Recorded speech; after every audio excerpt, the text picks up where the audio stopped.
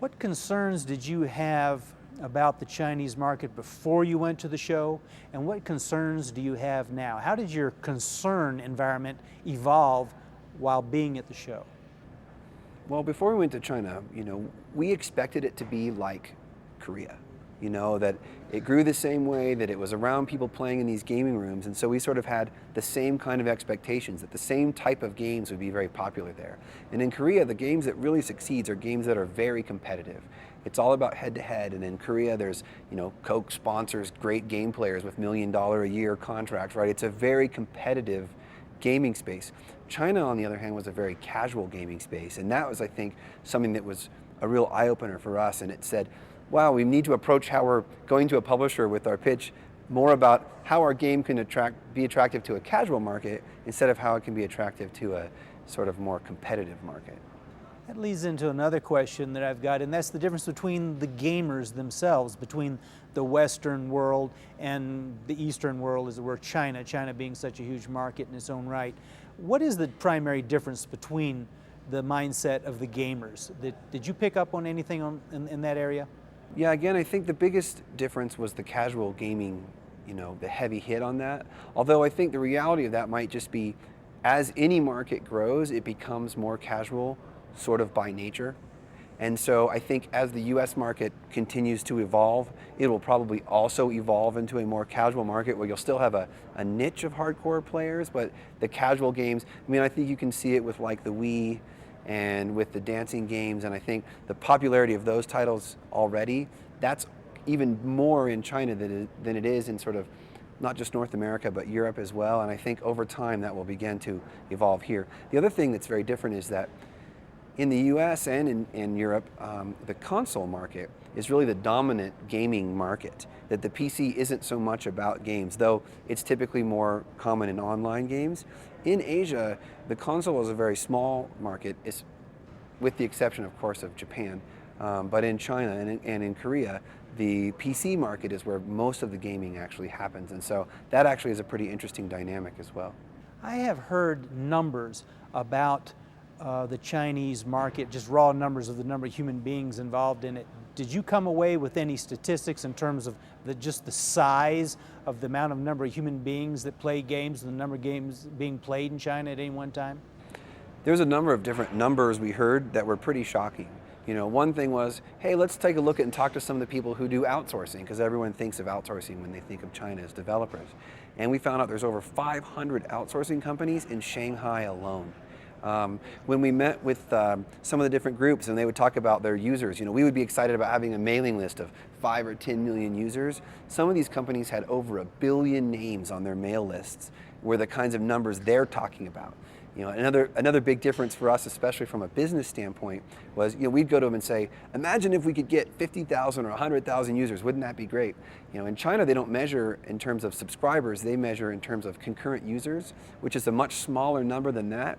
And to them, games that aren't several 100,000 concurrent users, or CCUs, I think what their term is, to them those aren't worth doing. And so the numbers that they shoot for and the goals they have for players was significantly more than we had imagined.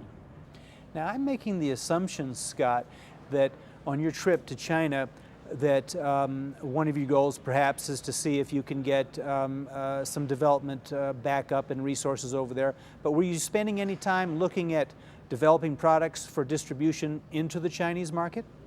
Absolutely. One of the things we were trying to do, the main reason we went from this trip was to try to sell our current project, Jumpgate Evolution, which was a space game.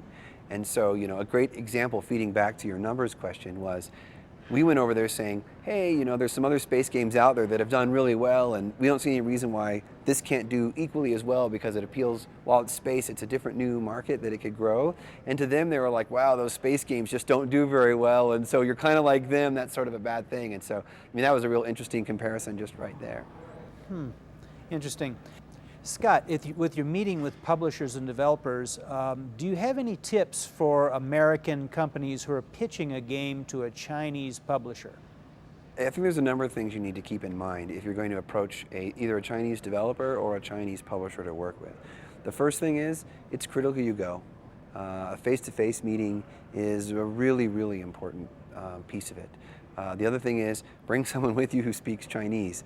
One of the things we found with Grace Wong, who helped us get into the door where we got, is, she's calling into these places, and while many of the people we're talking to in the end speak English, the people you're talking to in the beginning may or may not be comfortable with it. And so having someone there who can speak Chinese and is fluent in it, as well as understanding kind of Chinese business practice, is a really critical first step towards getting into any of those markets. The other thing I would say is make sure you can talk about how your game runs on a wide variety of computers. The minimum spec of a computer in China is much lower than it is in the European market, and so you need to make sure that anything you're developing is going to run on the computers there as well. What is the economic model that operates in China? I understand that the way you make money with a Chinese title is different than you do over here. Can you tell our audience a little bit about that? Sure. In North America, the common practice for charging for an online game is a subscription, a monthly subscription. In Asia, especially in China, pretty much, unless you're World of Warcraft, it's going to be difficult for you to go over there and pitch a subscription type of game. They use something called micropayments, and this is something that's very, very popular there, where the game itself is free and you pay in very small increments to get a lot of the features into the game. One of the things you have to be concerned with the micropayment system, of course, is the billing overhead of a per transaction charge. And so there's also a lot of good solutions people have come up with that as well. For example, charging a one-time fee for a large sum of in-game money that then they can individually spend small amounts at a time. So there's a lot of ways to think about that, but certainly you need to make sure that in your game design, you've built something that works within the micropayment model if you really want people in China to be interested to your pitch. So Scott, as a game developer who's been around for some 10 plus years, what value proposition do you think positions NetDevil for operating within this Chinese game market?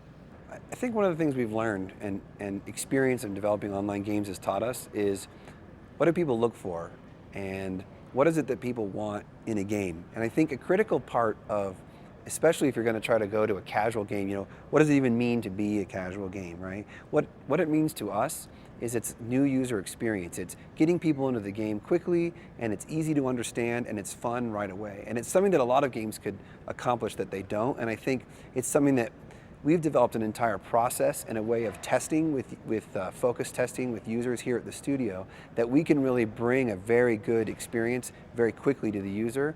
Also, we make sure that and prioritize that our games run well on multiple systems. And so that's another big part of why what we're building is maybe more suited there than, say, to someone who's trying to make the ultimate high-end next generation rendering engine. That game is not going to work in that type of a market.